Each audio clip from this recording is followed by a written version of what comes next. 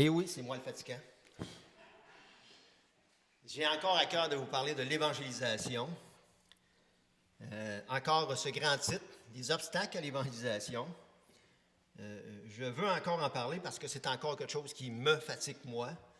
Et je découvre encore dans ma vie des obstacles qui m'empêchent d'annoncer l'Évangile. La plupart du temps, c'est non valable. Et je dois apprendre encore. Je répète encore que si je vous parle de ce sujet-là, c'est d'abord parce que j'ai des problèmes aussi avec ça.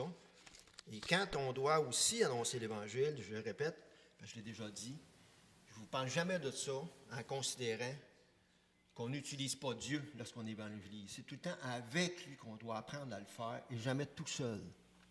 C'est très important. On a toutes sortes de questions, puis c'est valable et c'est normal en rapport avec l'évangélisation. Puis on se doit de poser des questions très valables, très bonnes. Peut-être une chose aussi, je vais essayer de voir si ça marche, ça. OK, obstacle à l'évangélisation. Peut-être une petite révision.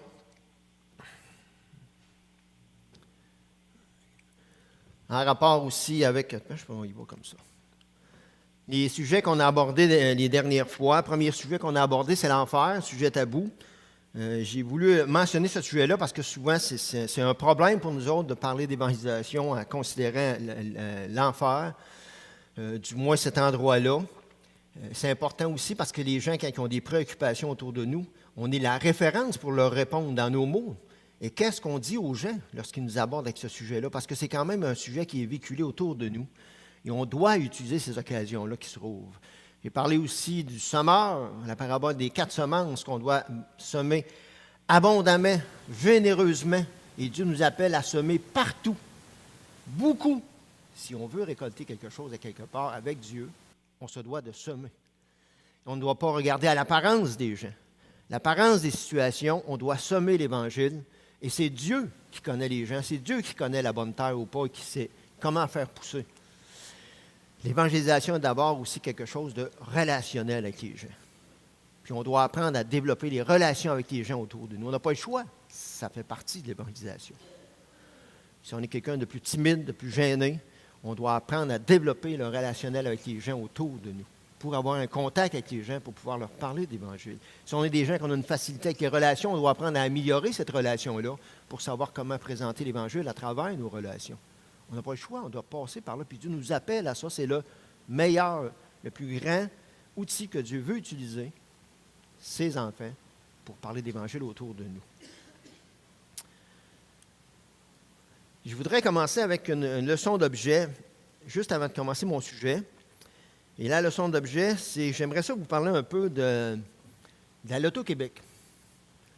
Et pourquoi que je voudrais vous parler de ça? Parce que j'ai voyagé des gens, moi, dans mon coin, j'étais chauffeur d'autobus, puis j'ai voyagé des gens qui faisaient partie, qui travaillaient dans les centres d'achat, dans des petits kiosques, un peu comme ça ici, tu sais, les petits kiosques dans les centres d'achat qui vendent des billets de loto. Puis souvent, une des choses que j'ai porté attention avec les gens, des hommes et des femmes qui vendaient dans ces kiosques-là, puis j'ai fait plusieurs centres d'achat. Puis ma question n'est pas de savoir si on doit acheter des billets de loto ou pas, c'est pas du tout en rapport avec ça. Mais c'est en rapport avec les personnes qui vendent dans ces kiosques-là, pas nécessairement dans les dépanneurs, mais dans ces kiosques-là. Et une des choses que j'ai porté attention, c'est que les gens qui vendaient, soit des hommes ou des femmes, ils n'ont presque aucune émotion. Ils sont là dans les kiosques toute la journée, puis ils vendent des billets, 5$, 10$, 15$. Puis les gens peuvent gagner 100$, 1000$. Et puis l'enjeu, parfois, ça peut être des millions. Puis ils ont tout le temps le même visage. Inerte, pas de sentiment, pas d'émotion. Puis ils vendent des billets, possibilité de pouvoir gagner des millions. Ça m'étonne à chaque fois. J'ai une personne que j'ai connue et qui travaille de moins en moins, elle est à sa retraite, une madame qui prenait l'autobus et souvent je l'embarquais. Une petite madame, grossette un peu, puis le sourire fendu jusqu'aux oreilles. C'est la seule que j'ai connue qui travaillait dans un kiosque comme ça et qui avait le sourire dans le kiosque. Toutes les autres, inertes. Ça m'étonnait. Je dis, voyons donc, ils vendent des billets de loto, ils peuvent gagner des prix énormes. Puis eux autres, oui, moi t'en veux. Un billet, 2 billets, OK, 10$, 15$, une série de billets, c'est beau, oui. Tu sais, j'étais comme, wow! Je vous dis ça parce que je me dis, moi, si j'étais organisateur à l'Auto-Québec Et c'est moi qui s'occupais des gens qui vendent des billets dans les kiosques, un peu comme ça ici, moi, je verrais quelque chose.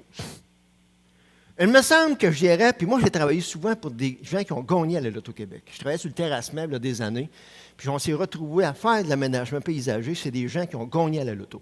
Puis c'est arrivé au moins 6 ou 7 gagnants qui avaient gagné des bons montants.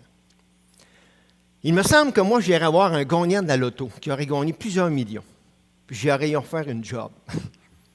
J'irais voir cette personne-là, puis je dirais, toi, je voudrais que tu viennes travailler pour moi, puis je voudrais que tu ailles dans un kiosque, d'un centre d'achat, tu vas vendre des billets de loto. Je vais te payer beaucoup plus cher que je paye déjà mes employés. Mais je veux que tu viennes travailler pour moi, et je voudrais que non seulement tu vendes des billets de loto, mais je veux que tu aies l'enthousiasme en proportion de ce que tu as gagné. Je voudrais que tu dises aux gens que c'est possible qu'ils peuvent gagner parce que toi, tu as gagné. Et que tu aies le courage de dire combien tu as gagné et qu'eux aussi peuvent gagner au même titre que toi, tu as gagné. Puis je voudrais que tu ailles proportionnellement à l'enthousiasme que tu as parce que tu as gagné. Seriez-vous capable de vous imaginer un peu la scène? Venez acheter un billet, j'ai gagné. 3 millions, 4 millions, j'ai gagné. C'est possible que vous gagnez. J'ai gagné, moi. Enfin, vous pouvez gagner. Donc, achetez-les le billet. Regarde, la loto, c'est 60 millions cette semaine. C'est sûr que vous pouvez gagner. J'ai gagné, moi. Je suis la réalité en personne. Pouvez-vous imaginer la scène qui serait là? Me voyez-vous venir? On prend le même kiosque. On embarque dans le kiosque un chrétien. Un vrai chrétien. Qui a gagné. Parce qu'il n'a rien payé en plus avec le billet. Un billet gratuit. Parce que lui a gagné beaucoup plus que la loto. Puis il a gagné la richesse énorme, incalculable. Il ne voit même pas le bout de sa fortune qu'il a gagné. Tu entends dire ça parfois aux nouvelles. Pas souvent, hein? C'est des gens, on n'est même pas capable de calculer sa fortune. Et wow! Et en tant que croyant, c'est un peu la même chose. Non seulement la fortune qu'on a et qu'on peut acquérir déjà, et qu'on peut se servir ici-bas sur terre déjà, mais dans l'au-delà, ça ne se mesure même pas. Imaginez quelqu'un comme ça dans un kiosque en train de vendre, non, de donner aux gens un billet qu'ils peuvent avoir puis gagner ça. Proportionnellement au prix. Wow! Imaginons. Venez prendre un billet, c'est gratuit, je les offre gratuits. Venez en chercher un, je vous le donne. On peut gagner la vie éternelle, le ciel. On peut éviter tout ce qu'il y a de négatif, l'enfer, les troubles en rapport avec le péché. On peut tout, vous pouvez tous gagner sans exception. Et le billet, écoute, 0, j'en donne. Venez chercher des billets. Peut-être que j'exagère un peu, là. Mais comprenez-vous le lien? C'est gros, l'Évangile. C'est gros, le message de l'Évangile, et c'est gros ce qu'on reçoit lorsqu'on prend et qu'on accueille le message de l'Évangile. C'est énorme. Et l'enthousiasme qui doit être ployé avec ça doit être proportionnel au cadeau. Un gagnant-vendeur. C'est ça en partie qu'on devrait être.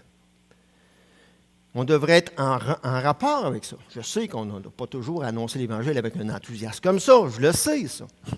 Mais on comprend que dans notre cœur et dans notre arrière-pensée derrière, ça devrait être quelque chose de semblable.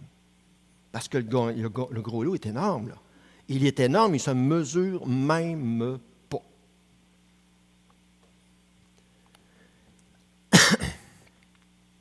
Le pardon. Ce matin, le sujet que je voudrais vous parler, c'est du pardon. Ça aussi, ça fait partie du prix qu'on a gagné. Recevoir le pardon de Dieu. Mais malheureusement, je le vois autour de moi, parmi les croyants, et je le vois aussi dans ma propre vie à moi. Puis je suis honnête avec vous autres, je vous le dis. On oublie qu'on a été pardonné. 2 Pierre 1,9, mais celui en qui ces choses, il vient de parler dans le texte, tout un paquet de bénédictions, de choses qu'il peut faire dans sa vie, que ces choses ne sont point, est aveugle. Il ne voit point de loin, et il a mis en oubli la purification de ses anciens péchés. Je vous pose la question. Est-ce possible qu'un vrai croyant qui a été pardonné puisse oublier dans sa vie à quel point il a été pardonné derrière lui? Moi, je vais être honnête avec vous autres, je vais vous le dire, moi, je sais que c'est possible, que j'oublie ça parfois. À quel point j'ai été pardonné derrière. Puis je me bats avec moi-même, là. Je fais un paquet de choses pour essayer, tenter de ne pas oublier ça. Mais malheureusement, j'ai une nature qui n'est pas parfaite encore. J'ai une nature pécheresse qui combat en moi et qui me fait oublier ce que je ne devrais pas oublier. Ce grand prix, cet immense prix. Le pardon, c'est quelque chose d'immensément important.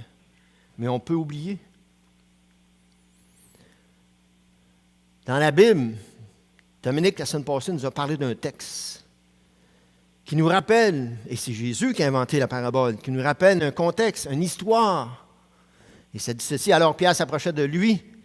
Il dit au Seigneur: combien de fois pardonnerai-je à mon frère lorsque qu'il péchera contre moi? Serais-je jusqu'à 7 fois? Jésus lui dit: je ne te dis pas jusqu'à 7 fois, mais jusqu'à 7 fois. Puis là, il va raconter une histoire. C'est écrit en petit, là, vous pouvez l'avoir dans vos Bibles. Je vous fais un résumé de l'histoire, d'accord? C'est un gars qui était comptable pour un roi, quelqu'un de très riche. Puis là, son maître, il se rend compte que, wow, il n'a pas bien administré. Puis là, il a une immense dette à l'égard de son maître. Il le fait mener, puis il lui demande de rendre des comptes, puis il s'aperçoit que la dette est énorme. Dominique nous a donné des chiffres un peu, là, c'est énorme. Là, ça équivaut aujourd'hui à des millions. Là, c'est gros. C'est gros. Il ne pourra jamais rembourser ça. Puis il dit: vu que tu m'as volé, alors là, tu vas aller en prison, puis tu vas me rembourser. Puis il dit: on vend ta famille aussi, ta femme, tes enfants. Hey, le type, hein, il se plaimente à terre. Il crie: non, non, aie pitié de moi, patience, je vais te rembourser, je vais te rembourser, je vais te rembourser. Essayons d'imaginer un peu la scène, là. Et le maître de ce type-là a compassion de lui. Il est même bien mal parti, là. Il a compassion de lui. Et là, il va le libérer de sa dette. Il se lève debout. Merci, merci, merci. Puis d'abord, il s'en va. Et puis là, il rencontre quelqu'un qui lui doit une petite somme d'argent. Parce qu'il est administrateur, parmi tous ceux qui doivent, il rencontre un. 10 piastres, 100 piastres, peut-être équivalent aujourd'hui, là. Il voit un montant. Et son réflexe, qu'est-ce qu'il fait? Il le pogne à la gorge. Puis il dit: tu vas me payer. Hé, patience de moi, les tire à plein ventre, je vais te payer, pitié de moi. Pas question. Il l'envoie à la prison, puis il dit: tu vas me payer jusqu'à temps, tu vas être en prison jusqu'à temps, tu vas m'avoir payé. Oh! On comprend un peu, là? Les gens qui sont autour, ils le regardent faire, et ils ont conscience du cadeau qu'ils viennent de recevoir, puis ils le voient faire. Wow! Ils sont étonnés. Il allait raconter ça au maître, et le maître le refait venir. Puis il dit: je t'ai donné compassion, j'ai eu compassion et patience à l'égard de toi, je t'ai libéré, tu aurais dû faire la même chose. À cause de ça, tu vas payer ta dette. C'est Jésus qui raconte l'histoire. Je nous pose la question: est-ce qu'on a de l'air de ça des fois? Est-ce qu'on oublie à quel point qu'on a été libéré d'une dette, pardonné, et ça ne se mesure pas? C'est gros, c'est énormément gros, là. Le pardon est quelque chose de très important dans la vie. Il va même dire dans le Nouveau Testament et dans Colossiens: comme des élus de Dieu, saints, bien-aimés, revêtez-vous aux entrailles de miséricorde, de bonté, d'humilité, de douceur, de patience. Supportez-vous les uns les autres. Si quelqu'un est sujet de se plaindre, non, pardonnez-vous réciproquement, de même que Christ vous a pardonné. Pardonnez-vous, vous aussi. Et Dieu nous appelle à pratiquer le pardon, après qu'on a reçu son pardon, nous appelle à pratiquer le pardon dans notre vie, au même niveau que lui nous a pardonné. Mais si on l'oublie, pensez-vous qu'on va pardonner au même niveau? Pensez-vous qu'on va avoir besoin de recevoir le pardon au même niveau? Ben non, c'est tout à fait normal. C'est pour ça qu'on a besoin de se rappeler, de se rappeler, de se rappeler. On a besoin de comprendre en rapport avec le pardon, sur beaucoup de facettes. Je sais que c'est large, la dimension du pardon, là. C'est très large, là. Il y a des gens qui ont écrit des livres en rapport avec ça. J'en ai quelques-uns ici. John MacArthur en a écrit un, entre autres. Et j'en ai vu d'autres. Le pardon absolu, choisir de pardonner. Et John MacArthur, son titre lui dit, entre autres, la liberté, la puissance que procure le pardon. Puis je sais qu'il y a d'autres livres, en anglais entre autres, qui ont été écrits en rapport avec ça parmi les croyants. C'est grand, c'est vaste le pardon, c'est important le pardon. Et on se doit de se le rappeler, on se doit de l'approfondir, le comprendre sur tous ces aspects pour ne pas l'échapper, pour ne pas l'oublier, pour savoir comment s'en servir, mais aussi pour pouvoir mieux annoncer l'Évangile. C'est un problème, le pardon. C'est un problème aussi. On doit comprendre les effets, on doit comprendre les applications du pardon parce que c'est un problème de notre société énorme autour de nous autres. Énorme, énorme, énorme, énorme. On a juste à pogner les journaux, à rouvrir les journaux, écouter la TV, la radio, l'ordinateur, à regarder les gens autour de nous, pour ne pas dire se regarder nous-mêmes, nos proches, nos loin autour. Il y a un problème de pardon à quelque part, là. Ça ne va pas bien. Parce qu'il y a tellement d'injustice, on réclame tellement la justice, puis la dimension du pardon, parfois, est tellement pas là. Combien de fois j'ai vu, je collectionnais des journaux, les articles de journaux, là. Quand j'ai déménagé, je les ai jetés, là. Mais des drames qui étaient arrivés, là. Puis des gens disaient, un journaliste, là, d'un journaux, là, jamais, jamais, jamais, jamais, jamais je serais capable de pardonner à cette personne-là. Ce serait incapable, ce serait impossible pour moi. Pour toutes sortes de choses qui se sont passées. J'ai entendu ça à la radio. J'ai même entendu parfois une personne, puis je ne crois pas qu'elle était chrétienne, un monsieur, là. Sa fille, son beau-père avait tué sa fille.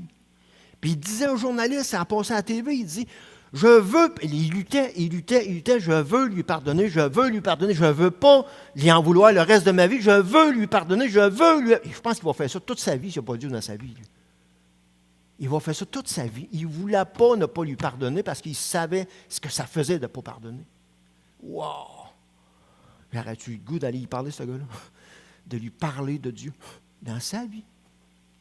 Autour de nous, on a besoin du pardon. On a besoin énormément. Puis on doit prendre conscience de cela. Le pardon, on a besoin de se refaire. On a besoin de se refaire apprécier le pardon. Je ne sais pas si c'est un mot qui se dit, qui s'exprime là. Pour nous autres, en rapport avec nous autres d'abord, mais en rapport aussi avec les autres autour de nous, parmi les croyants ou les non-croyants. Parce que le pardon, on le véhicule à tous les jours. Écoutez, il y a des livres, je donne un exemple, puis là, une des expériences qui est venue, qui nous rappelle des livres chrétiens, entre autres, l'idole de nos cœurs. Certains ont dit, dans ce livre-là, dans un autre livre, entre autres, on dit, on est des usines à péché, même quand on est croyant. Pourquoi? Parce qu'on est nature, on ne se rend pas compte à quel point Dieu, lui, sait. Le pardon, on en a toujours besoin. On en a besoin à la conversion. Puis on en a eu besoin quand Jésus est mort sur la croix. Mais on en a besoin au quotidien. Puis je peux vous le dire, on en a encore besoin dans le ciel. Parce que si Dieu décide d'enlever le pardon rendu au ciel, ça va être fini, là. Le pardon, c'est quelque chose d'énorme. C'est énorme, là. Wow! Ça ne se mesure pas. C'est tellement important. Comprendre, l'apprécier, ce qui s'est passé à la croix, comme j'ai mentionné, à la conversion, dans notre quotidien, dans le futur. Est-ce qu'on laisse Dieu travailler en nous? Est-ce qu'on le laisse, en rapport avec le pardon, nous éblouir et nous renverser en rapport avec le pardon pour nous-mêmes encore? Est-ce que ça nous arrive? J'essaie, moi, de me battre en rapport avec ça, pour encore apprécier que le Dieu m'a pardonné. Je veux ne jamais oublier ça. Puis je me bats, puis je vous le dis, des fois, je l'oublie. J'ai fait ça pourquoi? Parce que je veux que les gens allument autour. Je veux qu'ils me parlent. Je veux leur parler, moi, de ça. Et parfois, ça marche. Les gens ont besoin de ça autour de nous. Dieu nous parle aussi de la réconciliation. Mais on ne peut pas se réconcilier s'il n'y a pas de pardon. On ne peut pas se réconcilier avec Dieu s'il n'y a pas dedans la réconciliation, le pardon. Autrement, ce n'est pas de la réconciliation, là. Comprenez comment c'est grand, c'est vaste. Et c'est un besoin énorme.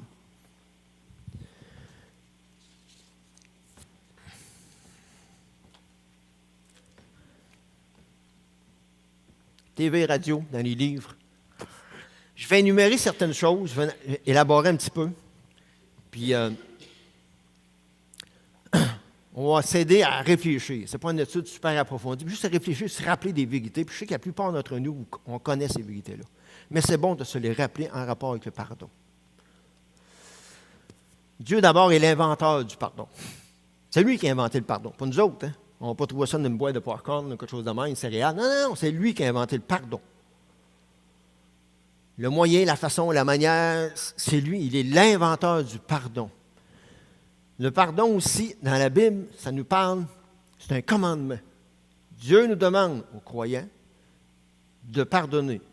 Ce n'est pas juste une suggestion. Ce n'est pas juste une exhortation. C'est un impératif, c'est un commandement. Mais il ne veut pas qu'on pardonne dans la vie pratique. Ah, oui, oui, il faut que je pardonne. Ah, oui, oui. Oui, oui, correct, moi, pardonne. Non, non, mais pas de même, là. Jésus, sur la croix, il n'était pas de même, là. On s'entend? Il n'a pas été sur la croix, puis, ah, vas-y, père, vas-y, le cassin pour eux autres. Ah, vas-y, m'en fais la job, là. Non, non, non, non. Non, non, non, non. C'est pas de même qui a fait ça, là. Parce que quand il nous dit de pardonner, il dit comme qu'il a fait sa croix. Ça rabaille ça, là. Wow! Oh! C'est quelque chose, là. On ne parle pas de la même dimension, là. C'est surhumain. La définition du pardon, c'est une libération. Comme quand on libère un esclave qui est enchaîné, qui est esclave, puis on lui dit, je te rachète, je te libère, tu es libéré. Comme quelqu'un qui nous doit quelque chose, puis on dit, ta dette, elle est libérée, tu ne dois plus rien. Comme quelqu'un qui nous a blessés, qui nous a offensés, on s'arrête, on réfléchit, on analyse, on comprend exactement la dette, on comprend exactement l'offense. On n'est pas aveugle, on est en train de dire, non, non, je ne veux pas savoir toute la dette, je ne veux pas savoir toutes les consciences, non, non, non, je te pardonne, je te pardonne. Non, non, non, on en a conscience, parce que Christ, ça croit ce qu'il a fait, là. Il a eu conscience de tout, totalement clairement. Et ce qu'il a fait, on pardonne, en proportion. La définition du pardon, c'est ça. Pas je te garde une petite dette, un pourcentage. Là, je te pardonne tout le reste, là, mais tu me donneras ça, ça va être correct. Ou tu feras ça pour moi, tu sais, vu que. Non, non, non, pardon, on efface. Mais ce n'est pas de la magie. Ça ne dit pas qu'on va nécessairement tout oublier. Puis ça dit qu'on va pardonner. Le pardon n'est pas quelque chose d'une shot. Souvent, le pardon, c'est quelque chose d'un acte de volonté qu'on doit maintenir. Pardonnez-nous les uns les autres comme Christ nous a apporté la sorte de pardon, au diapason du pardon de Christ sur la croix. C'est un rapport avec ce pardon-là. Parce qu'on est des gens, moi, qui pardonnent dans la vie. Puis même comme croyant, moi, je peux pardonner aux gens. Non, c'est pas grave, c'est banal, c'est beau. T'es pardonné, t'es pardonné. Non, non. Quand on pardonne, ça doit avec le diapason de Dieu. Le diapason de ce qui s'est passé à la croix. Et quand on prend conscience à quel point, comment c'est gros le pardon qu'on a reçu, à cause de ça, à cause de cette dimension-là, à cause de ce diapason-là, on arrive de l'autre bord et on dit, oui, je peux pardonner des petites affaires. À cause de ça, par exemple. Comprenez-vous le lien? Puis c'est important. C'est important. Et aussi, ça peut être des portes très ouvertes pour l'Évangile en rapport avec ça. Là. Puis je vous le dis combien de fois que je me suis retrouvé dans une situation dans mon lieu de travail, puis quelqu'un a fait une gaffe, une erreur, puis il dit, ah, il a fait telle affaire, c'est pas grave, c'est beau, t'es pardonné. La personne... Qu'est-ce que c'est? Non, non, t'es pardonné, c'est bon. Hein. Non, c'est pas la fin du monde. Hein. Tu sais, les gens sont comme pas habitués. C'est inhabituel. Puis nous, les enfants de Dieu, c'est nous qui devrions véhiculer encore plus le pardon, plus que n'importe qui. C'est quelque chose. Et combien de fois qu'on devrait pardonner? C'est une image que Jésus a donnée, là. Mais ça veut dire tout le temps. Tout le temps, tout le temps, puis tout le temps. Mais on comprend que nous, on est limités. On comprend que c'est surnaturel. On comprend que la limite humaine a une limite. Et pardonner, comme Jésus nous le demande, ça prend du divin quelque part. C'est pour ça qu'on doit aller se replonger auprès de Dieu, sa personne, qu'on doit aller se replonger dans son pardon pour être capable de nous continuer cet élan-là et de pardonner autour de nous. Puis je dirais même, dans certains cas, être capable de nous pardonner. Ça arrive-tu parfois? Si ça ne vous est jamais arrivé, moi, en tout cas, ça m'est arrivé. Et parfois, je m'en fâche encore. Je peux pardonner aux gens, mais parfois, je m'en fais des gaffes. Puis me pardonner, là, casser. Là, je m'arrête, puis je réfléchis, puis j'analyse. Puis tu me pardonnes, toi, Seigneur. Puis moi, je ne me pardonnerai pas, là. Et là, il y a un combat, puis on doit comprendre et comprendre et comprendre, puis il faut que je me libère. C'est bizarre, là, mais c'est comme ça. C'est comme si Dieu m'a regardé et dit, je te pardonne. Pourquoi tu ne te pardonnerais pas? Je te pardonne. T'es pardonné. T'es pardonné. Mais moi, Non, regarde, c'est pas toi, c'est moi, là. Fait que, ah ouais, il fait le job, continue. Encore des gens, c'est la même chose. La sorte de pardon. Combien de fois elle est une libération, un acte de volonté, pardonner, c'est du divin, avec sa force à lui, pas la nôtre, parce que nous, on est tellement limités. Il n'y a que les chrétiens qui sont capables d'actes surhumains de pardon. Puis malgré tout, je sais qu'il y en a des gens qui sont capables de pardonner énormément. Là. Puis j'ai vu, j'en ai entendu dans des reportages, dans des situations. C'est remarquable. Les non-croyants, parfois, exceptionnellement, à quel point ils sont capables de pardonner. Je ne lis pas dans leur cœur, je ne lis pas dans leur pensée comment est-ce qu'ils pardonnent. Là. Mais, écoute, parfois, j'ai tiré des leçons à regarder les non-croyants pardonner. Wow, ça fait réfléchir, là. Mais moi, j'ai mes obstacles à cause de moi, ma personne, ma limite, mon caractère, tu sais, puis j'ai besoin. Mais vraiment, des pardons au diapason de Dieu, ce n'est que les enfants de Dieu sont capables de faire cela. Puis un frère qui écoutait un peu un reportage, je ne me souviens pas quel poste, puis ça a des procès. Puis entre autres, il y avait un procès, puis je ne sais pas pourquoi, aux États-Unis, on doit faire ça, c'était comme diffusé, là, c'était à la TV. Puis là, il y avait un gars parce qu'il avait fait un meurtre ou plusieurs meurtres, je ne me souviens pas, il était comme dans le box, là, puis il était là. Puis je ne sais pas pourquoi, mais dans la scène, c'est que les gens qui avaient été, les conséquences de tout ça venaient, puis ils disaient à la personne ce qu'ils vivaient à cause du meurtre que la personne avait fait. Puis là, il y avait la caméra sur la personne qui racontait ce qu'elle disait. Ça m'a fait ci, ça m'a fait ça, je suis bouleversé, puis les larmes coulaient. Puis la personne dans le box qui était là, c'était un monsieur, puis le monsieur était inerte. Aucun sentiment, aucune émotion, comme s'il n'entendait pas. Aucune réaction. C'était comme deux caméras. Tu vois dans la TV, là, tu voyais les deux. Il racontait toute l'histoire, là, puis l'autre, lui, aucune action. Puis ça, il changeait de personne, il amenait l'autre de l'histoire, puis aucune réaction. Jusqu'à temps qu'il arrive quelqu'un, un chrétien. Wow! Il dit, écoute, René, je suis en retard, j'aurais voulu enregistrer ça, puis il a essayé de le réenregistrer, puis il n'a pas été capable. Et là, c'est un chrétien, proche de la personne.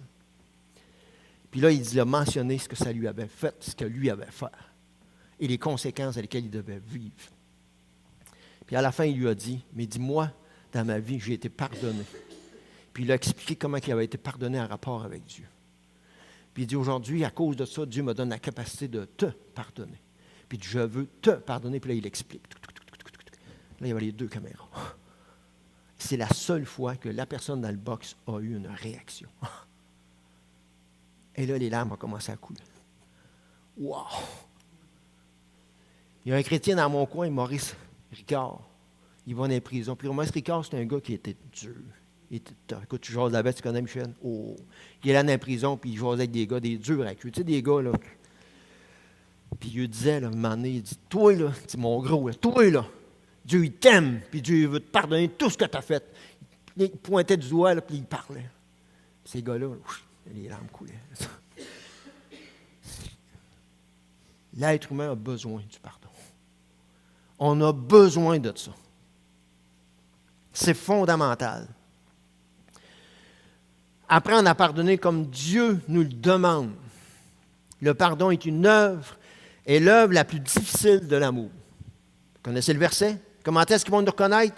L'amour qu'on va avoir les uns les autres. Mais l'amour, en pratique, c'est comment ça se fait? C'est beau, ça, on s'aime, mais là, il n'est pas aimable, puis il faut qu'elle l'aime. Il me zigonne, là, puis... ça fait une semaine qu'il fait ça, là.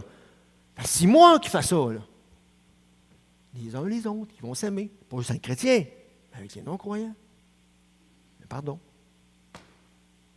Puis toutes les conséquences qui vont avec le pardon, là.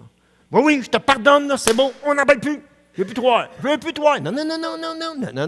Pas ça le pardon, là. Jésus n'a pas fait la job, ça a quoi? Puis elle dit après, je ne veux plus vous parler. Salut, je vous pardonne, c'est fini, je ne veux plus vous voir. Non, on a une relation avec nous autres. Il a fait plus que ça, il a pris Saint-Esprit, puis il l'a mis dans le cœur du croyant. Puis je vais avoir une relation avec vous autres. Oui, mais ça ne sort pas d'allure, là. On a tellement péché contre toi, là. On n'est même plus digne d'avoir cette relation. Pardonne-nous si tu veux, mais la relation, oublie ça. Mais ça ne marche pas. Non, on va avoir une relation avec vous autres. Une réconciliation. Voyons donc, toi. Non. Oui. Oh! Puis on se comprend. Dans la vie, il y en a que c'est pas facile d'affaire. Puis j'ai parfaitement. Mais j'ai parfaitement conscience que je sais qu'il y en a des gens que c'est très difficile de pardonner. Pour de bonnes raisons humaines. J'ai conscience de ça. Il y a des gens qui ont subi des choses, qui ont enduré des choses, malgré eux. Et de pardonner, c'est pas facile. J'ai conscience de ça. Mais il n'y a que le pardon en rapport avec Dieu à la croix qui peut nous permettre de faire ça. Je l'ai dit, j'ai un côté comique, là, mais j'ai un côté sérieux en rapport avec ça. Sans Dieu, là, oubliez ça. Puis on pourrait peut-être, dans votre tête, ça vous revient des histoires qu'on a entendues, qu'on a lues dans les livres, quelque chose. Là. Il y a rien que Dieu qui fait ça dans le cœur. Comme chrétiens, nous devrions être absorbés dans toute notre pensée, notre cœur, par le pardon et non par la vengeance. Contraste. Mais en même temps, parfois, dans la vie, on a conscience qu'on a besoin, on réclame la justice parce qu'on voit des injustices. On subit des injustices. Puis parfois, on peut réclamer un effet de justice pour nous ou pour quelqu'un d'autre. Mais parfois, bien des fois, parce qu'on ne vit pas dans un monde parfait, le paradis n'est pas encore ici, on doit pardonner. Et le pardon doit faire partie de notre vie, dans le quotidien autour de nous. C'est une marque d'un croyant, un trait de caractère qui colle à Christ. La Bible nous dit que Christ n'est pas venu pour juger le monde et condamner le monde. Christ est venu pour sauver le monde, pour donner et produire le pardon, pour les sauver. C'est quelqu'un qui peut condamner et rejeter, c'est bien lui. Non. Pardonner, c'est probablement la façon de faire qui nous fait ressembler le plus à Christ. Wow! Pardonner, c'est probablement la chose, le geste, l'action qui nous fait le plus ressembler à Christ. Ah, il ressemblait à Christ, c'est parfois, on se convertit, puis on a comme des petits idées. Ouh, ressembler à Christ, ouh, c'est super. Mais parfois, c'est moins super. On a besoin de la force de Dieu pour faire ça. Et quand Dieu réussit à le faire en nous, à travers nous, wow! Ça peut avoir tout un effet étonnant.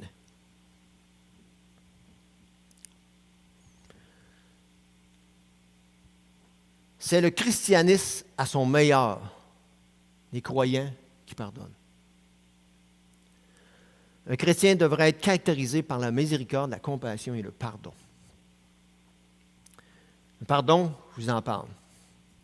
La compassion, au moins 2 éléments dans ce terme-là, c'est-à-dire d'être sensible au niveau des émotions intérieures dans nos tripes et de comprendre l'autre. Mais aussi la Bible, le Nouveau Testament, quand elle nous parle de la compassion, quand Christ a eu compassion de la foule, de ci, de ça, la compassion aussi engendre une action. La compassion en action, c'est de l'amour en action. Parce que la compassion sans action, c'est de l'émotion, simplement. On se comprend? Mais il y a aussi la miséricorde. Puis l'autre fois, à un petit groupe de prière, j'ai apporté une pensée en rapport avec ça, mais je voudrais quand même l'emmener ici pour s'aider à se rappeler de la miséricorde. C'est important, la miséricorde. C'est comme 2 versions au salut.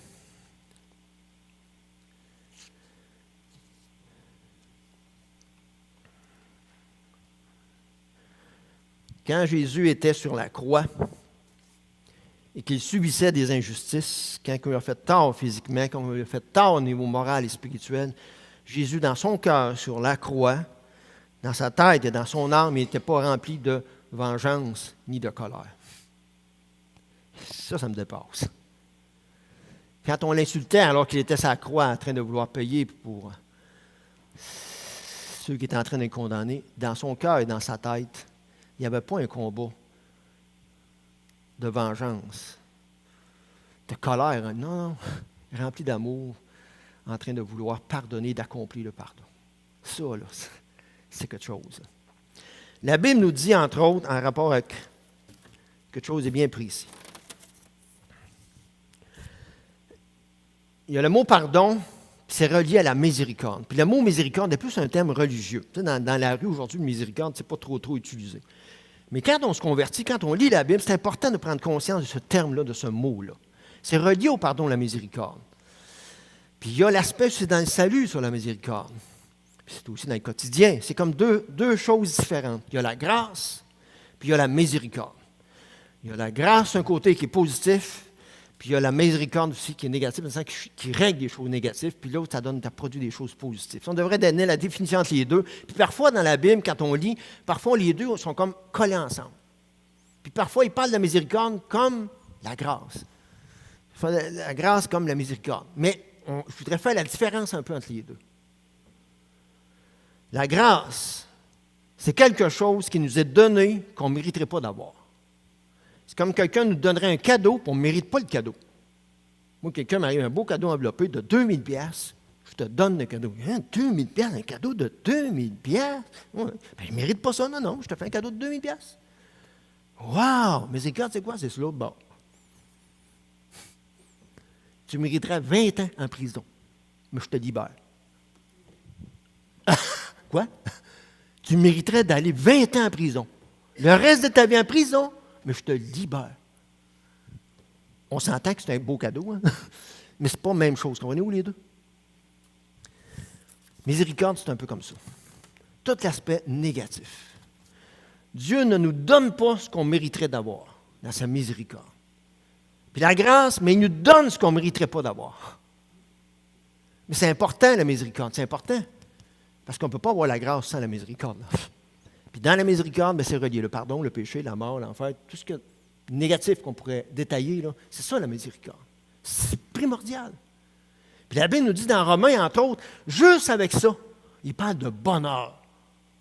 Le bonheur de quelqu'un qui a été pardonné, qui ne reçoit pas le fruit de son iniquité. Wow! Il est heureux, bien heureux. C'est le bonheur, rien que ça.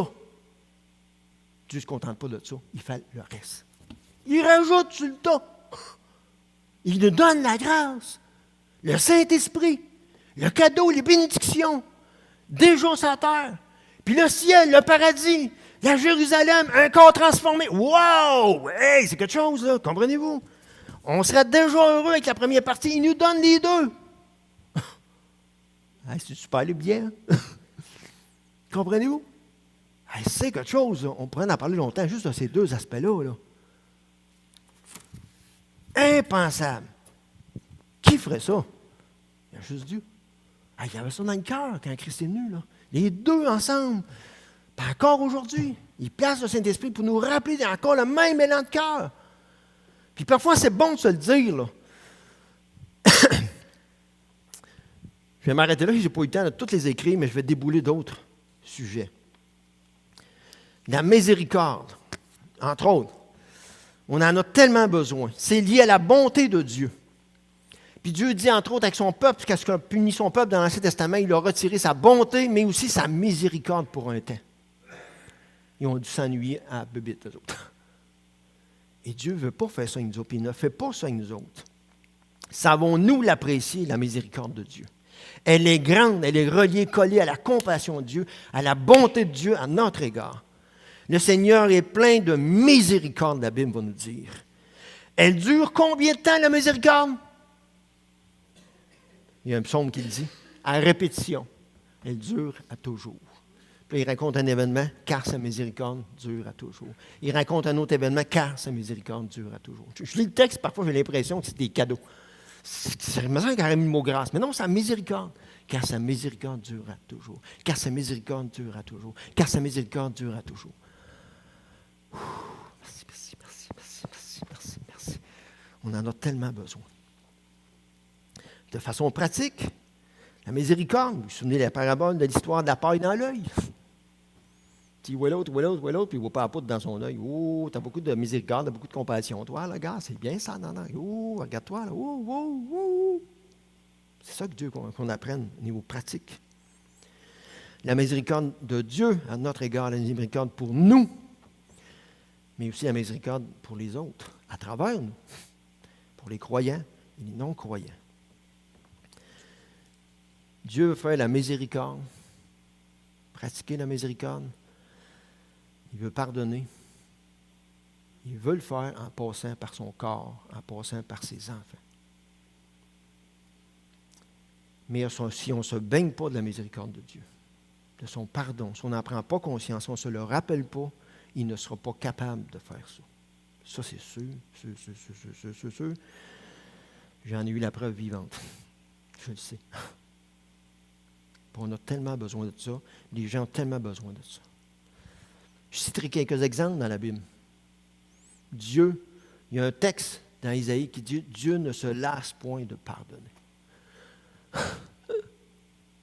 Dieu ne se lasse point de pardonner. Moi, je peux vous le dire, là, j'ai une limite à quelque part. Puis quand j'atteins ma limite, il faut que je me mette à genoux dans ma tête, dans mon cœur, et dire « Seigneur, il faut que je sois plus loin, plus loin. » Dieu ne se lasse pas de pardonner. Mais il est juste, puis c'est pour ça que Jésus est venu. Pour remplir sa justice, mais pour pouvoir pardonner. Jésus, quand il était à la croix, Père, pardonne-leur, qu'est-ce qu'ils ne savent pas ce qu'ils font? Il n'est pas juste pardonne-leur tous les péchés qu'ils me font clairement, puis honnêtement, ce qu'ils savent. Non, non, non. Il avait conscience qu'il y en a qui péchaient devant lui, là. Puis il ne savait pas qu'ils péchaient contre Dieu. Il ne savait pas qu'ils péchaient contre Jésus. Les autres, les soldats, ils faisaient lui, genre, puis les gens dans la foule, pardonne-leur, mais ce qu'ils ne savent pas. Vous vous rappelez dans l'Ancien Testament? Il donnait des sacrifices d'animaux pour le péché. Il y avait même des sacrifices d'animaux pour les péchés involontaires qui n'avaient pas conscience. Hey, ils sont pas bien. Ils sont mal à la chope, comme on dirait, c'est le temps de le dire. Mais c'est encore pareil aujourd'hui. On a tellement besoin du pardon. Parce qu'on n'a pas conscience de toutes les erreurs, les péchés qu'on fait. On n'a pas. Dieu, il sait-tu, lui? Oui. Son pardon, on baigne dedans. On baigne dedans. Puis on a besoin de continuer à se baigner dedans. Étienne, écoute, avant qu'il lapine à genoux, puis il garoche les dit, Père, pardonne-leur leur offense qu'ils vont faire. Pardonne-leur. Ne leur impute pas ça. Ne leur impute pas. C'est quelque chose, hein? Puis j'ai un autre exemple, j'ai Joseph dans l'Ancien Testament, qui a été maltraité par qui? Ses propres frères. Devenu un esclave, tu sais, ils n'ont pas de cœur avec. Là, puis il y a un texte dans les psaumes qui dit Joseph a grand cri après ses frères. Ils n'ont pas écouté, ils l'ont vendu, ils l'ont envoyé, puis il était maltraité, puis rendu au bout, il se retourne deuxième après le roi. Puis là, il reçoit sa famille. Puis là, il pardonne, etc. Par la mort de son père, ses frères, ils ont des doutes sur son pardon. Puis là, il dit, ouais, mais je pense qu'on devrait dire que Jacob dit peut-être quelque chose. Il y a le voir, puis il dit, tu sais, Jacob, il nous a dit, peut-être tu devrais faire attention, puis pardonner à nous autres. Puis là, Joseph se met à pleurer. Il se met à pleurer. Un peu comme pour leur dire, non, je vous ai pardonné, je vous l'ai dit, puis je ne changerai pas d'idée maintenant que mon père, non, je vous rassure sur mon pardon de tout ce que vous m'avez fait. Vous êtes pardonné. À imaginer Dieu. Imaginez Dieu. Ça arrive-tu parfois dans notre vie qu'on a des doutes sur le pardon de Dieu à notre égard? Ça arrive-tu ou si je suis seul au monde? Là? C'est là qu'il faut se rappeler. C'est là qu'il faut se répéter. Aller revoir les textes, les versets qui nous rappellent que Dieu pardonne, Dieu pardonne, Dieu pardonne, Dieu pardonne. Puis il y a un bon moyen pour nous pardonner. Christ à la croix. Il a payé la facture, il a payé. Au futur, il a payé. On a besoin. Et c'est la base, la croix, c'est la base du pardon. Le pardon judiciaire, en tant que juge, c'est là qu'on a passé à la conversion. Et le pardon paternel, parce que le juge est devenu notre père, mais en tant que paternel, on a besoin du pardon du Père. On doit retourner dans la communion de la relation avec Dieu pour recevoir, puis entendre encore ce pardon, le raisonnement de ce pardon-là qu'on a tellement besoin. Le grand et vif désir de Dieu de pardonner est toujours là, dans les deux aspects, dans les deux facettes. À la conversion, la Bible nous dit qu'on a reçu le pouvoir de pouvoir pardonner. À la conversion, on a reçu la capacité de pouvoir pardonner comme on était pardonné. Et c'est à nous d'apprendre à le développer. Le pardon, c'est sérieux. C'est sérieux dans la tête, dans le cœur de Dieu. Parce qu'il dira aussi, sans effusion de sang, il n'y a pas de pardon. J'aime ça aussi, prendre conscience que, vous savez que le pardon, c'est pour l'être humain, mais il n'y a pas de pardon pour les anges qui pêchent. C'est quelque chose quand même. Hein? Demandez-vous pas de vous expliquer ça. Là. Il n'y a pas de salut pour les anges qui ont péché. Fini. On va se retrouver avec les conséquences. Et nous?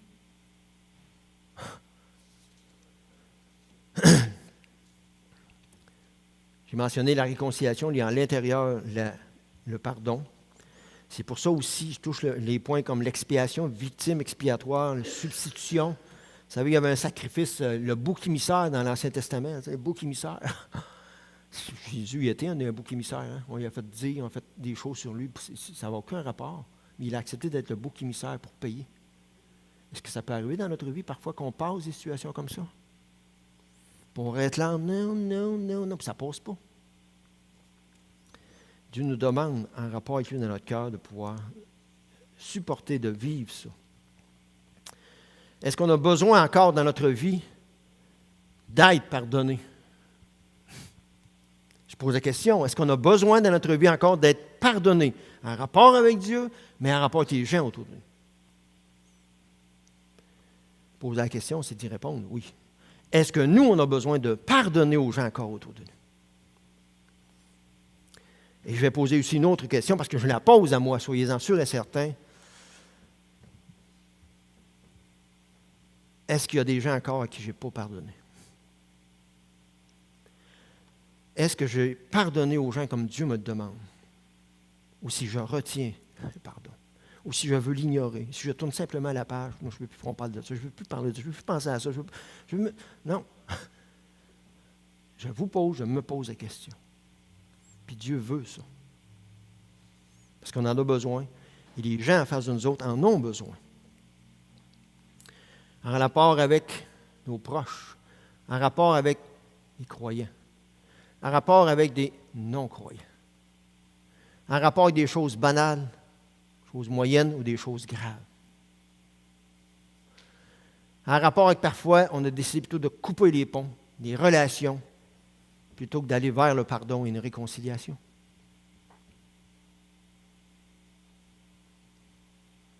Et c'est à nous de regarder, d'examiner ça, avec la capacité. Tu sais, la Bible nous dit de pardonner même à nos ennemis. La Bible nous dit même d'aimer nos ennemis.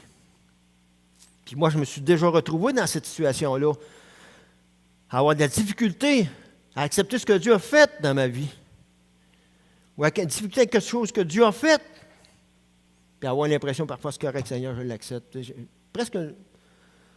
Parfois, ça peut être dommage. Je te pardonne, Seigneur. C'est correct, je l'accepte, puis je te pardonne. Ouh! Ouh! Parfois, on s'égare. Hein? Il n'est pas besoin de pardon, lui, là. Non. Il est souverain, puis il est parfait. Et comprenez-vous comment on doit se replacer, réaligner les choses. Un chant qui dit aussi, entre autres, « Tu ne veux pas pardonner. Qu'as-tu fait qu'il ne t'a pas pardonné? Qu'as-tu fait qu'il ne t'a pas pardonné? » C'est humain, le pardon. On a tellement besoin du pardon.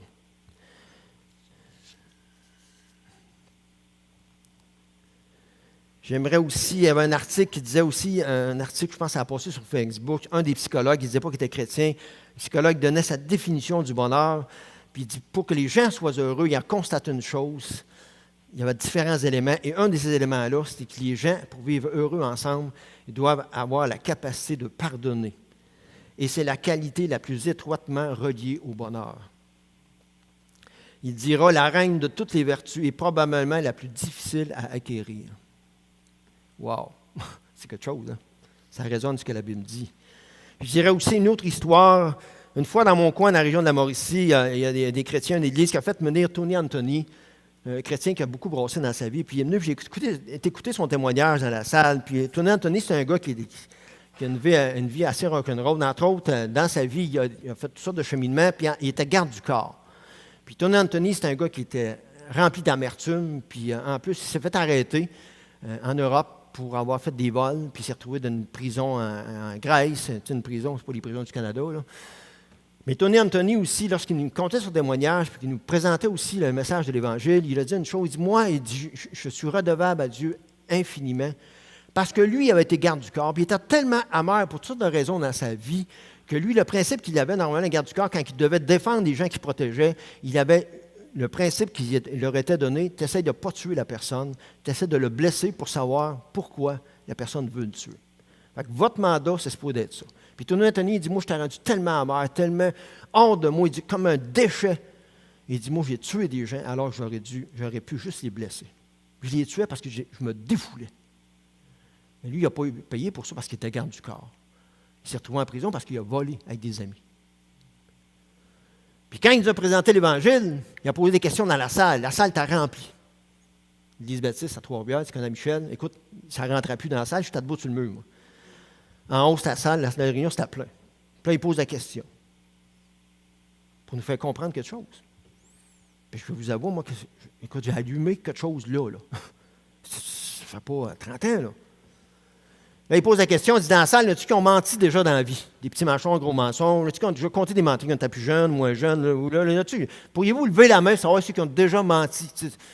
Écoute, tout le monde a levé la main. Puis là, il pointe son appareil photo. Il dit, m'emmenez ça chez nous. Il dit, une église évangélique remplie de menteurs. C'est bon, ça? Il dit, là, il dit, ça arrive-tu des fois, il y en a-tu qui ont déjà volé, tu sais, pas Ikea, tu sais, dépanneur, tu sais, des petites affaires, là, tu sais, je sais pas, là, tu qui ont déjà volé, levez donc la main.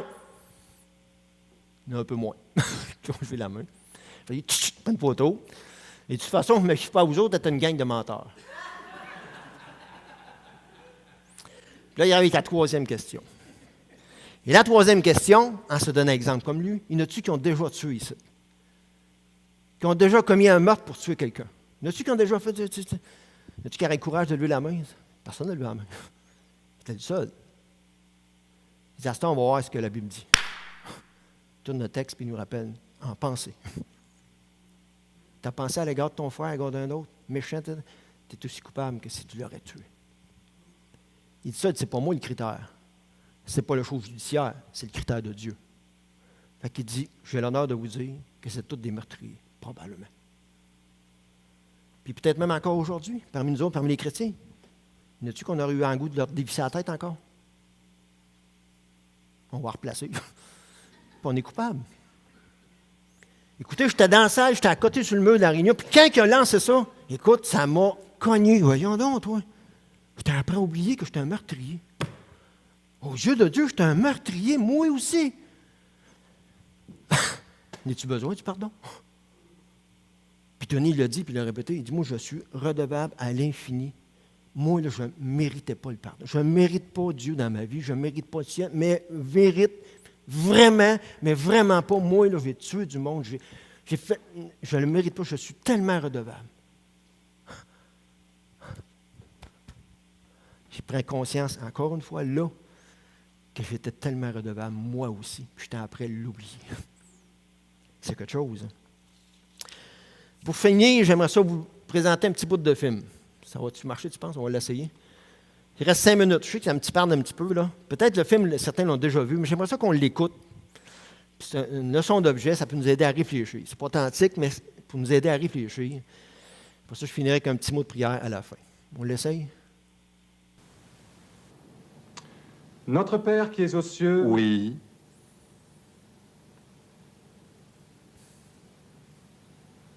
Qu'est-ce que c'est? Tu m'as appelé? Ah non, non, je ne t'ai pas appelé, je prie. Notre Père qui es aux cieux... Là, tu l'as encore fait. Mais qu'est-ce que j'ai fait? Tu m'as appelé? Tu as dit, notre Père, me voici. À quoi penses-tu? Oh, rien, rien du tout, je prie. Je fais rien de mal, non? Non, au contraire. Continue ta prière. Que ton nom soit sanctifié. Que veux-tu dire par là? Eh bien, je veux dire que... Je ne sais pas, moi, ce que je veux dire. Ça fait juste partie de la prière, c'est tout. Mon nom est différent des autres noms. Mon nom est Je suis. Cela ne te dit rien? Si. J'y avais jamais vraiment pensé avant, mais...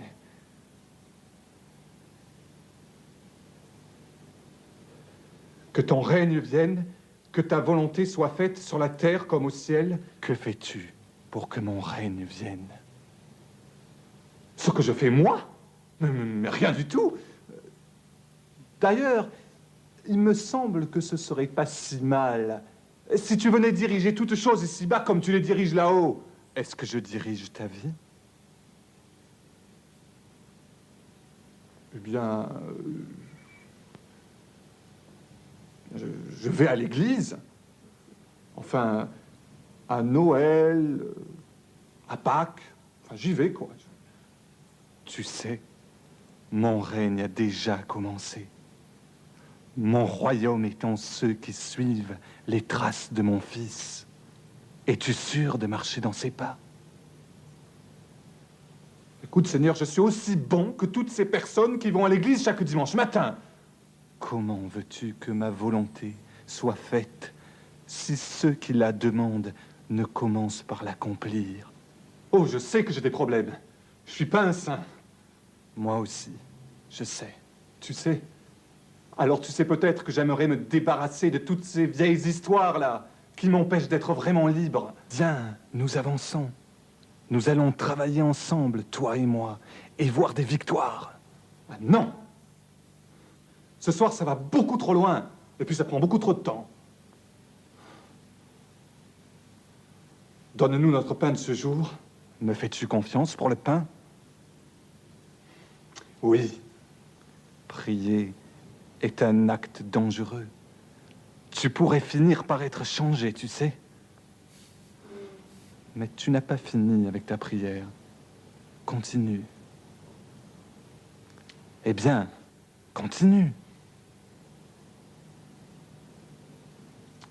Je peux pas. Tu as peur, Je sais ce que tu vas me dire. et c'est donc. Tu verras.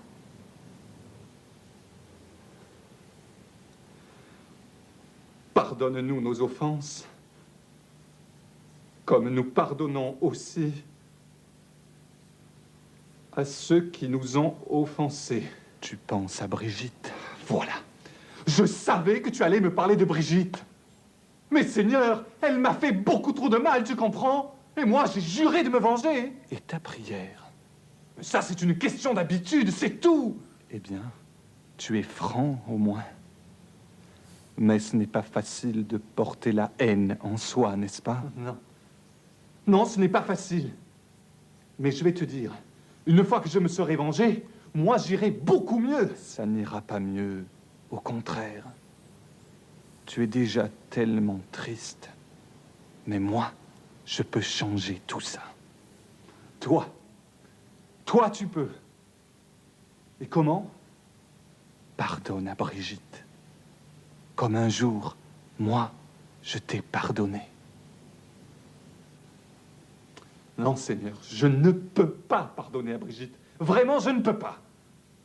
Que disais-tu dans ta prière?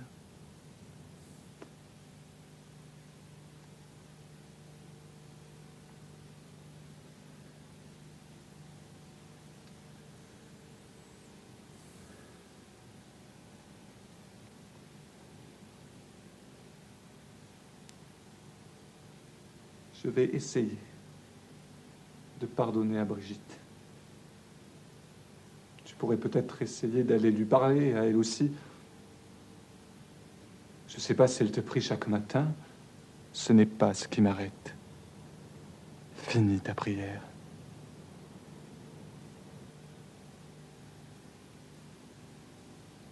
Ne nous soumets pas à la tentation,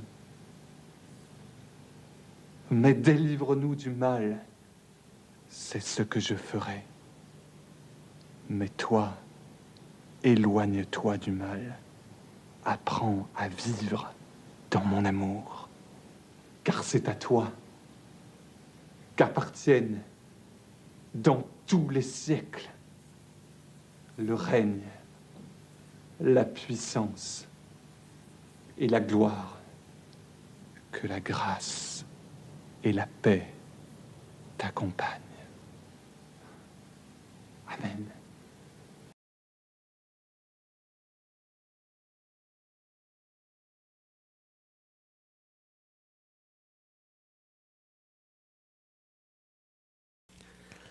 Seigneur, merci. Merci pour ton pardon et le prix qui a dû être payé.